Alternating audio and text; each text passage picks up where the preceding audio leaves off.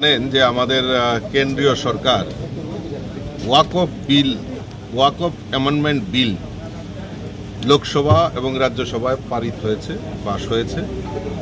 এবং এই ওয়াকফ বিল কি সেই সম্পর্কে সমাজের প্রত্যেকটা মানুষের কাছে যে বিরোধীরা ভুল বার্তা পৌঁছে দেওয়ার কাজ করছেন, বিভ্রান্ত ছড়াচ্ছেন, সেটার থেকে মানুষের কাছে সঠিক তথ্য তুলে ধরার জন্যই আমরা ভারতীয় জনতা পার্টি কেন্দ্রীয় কমিটি বিভিন্ন অংশের জনগণের কাছে এই ওয়াকফ অ্যামেন্ডমেন্ট বিল কি রয়েছে, তাতে দেশের কি হবে, মানুষের কি হবে এবং আমাদের মাইনরিটি অংশের মানুষের কি হবে সেই সম্পর্কে আজকে বিস্তারিত আলোচনার জন্য আমরা বিভিন্ন সমাজের প্রত্যেকটা বর্গের মানুষের কাছে আমরা পৌঁছে যাচ্ছি।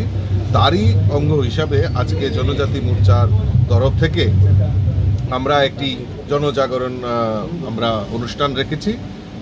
এর মাধ্যমে আমাদের এখানে মন্ত্রী থেকে শুরু করে আমাদের বিধায়িকা থেকে শুরু করে এমডিসি সমস্ত নেতৃত্বরা এখানে এসছেন এবং এই ওয়াকফ অ্যামেন্ডমেন্ট বিল কেন্দ্রীয় সরকার এবং আমাদের দেশের যশস্বী প্রধানমন্ত্রী নরেন্দ্র মোদীজি যে বার্তা দিয়েছেন দেশের কাছে, সেই বার্তা পৌঁছে দেওয়ার জন্যই আজকের আমরা এই প্রোগ্রাম জনজাগরণ অনুষ্ঠানের আয়োজন করেছি।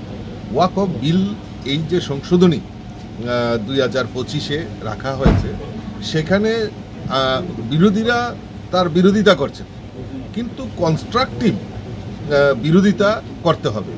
আর আমি বিশ্বাস করি এই বিলের মাধ্যমে আমাদের যারা গরিব অংশের মুসলিম সম্প্রদায়ে আর বিশেষ করে মহিলা মুসলিম সম্প্রদায়ের যে উত্থানের কথা বলা হয়েছে, যে সেই ওয়াকফ অ্যামেন্ডমেন্ট বিলে সেটা উল্লেখ করা হয়েছে। 2013 সালে কংগ্রেস ঠিক লোকসভার নির্বাচনের ঠিক আগ মুহূর্তে এই ওয়াকফ বিলটাকে মানে ম্যানিপুলেট করে সেখানে বিকৃত করে সেটা রাখা হয়েছিল।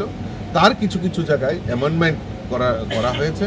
আর এই অ্যামেন্ডমেন্ট কি হয়েছে, তাতে কি সুবিধা হবে, সেটাই জনগণের কাছে তুলে ধরার জন্য আজকের এই অনুষ্ঠানে আমরা মিলিত হয়েছি। শ্রীযুক্ত রাজীব ভট্টাচার্য ভাই মাঞ্জা পেকা চিনি ত্রিপুরা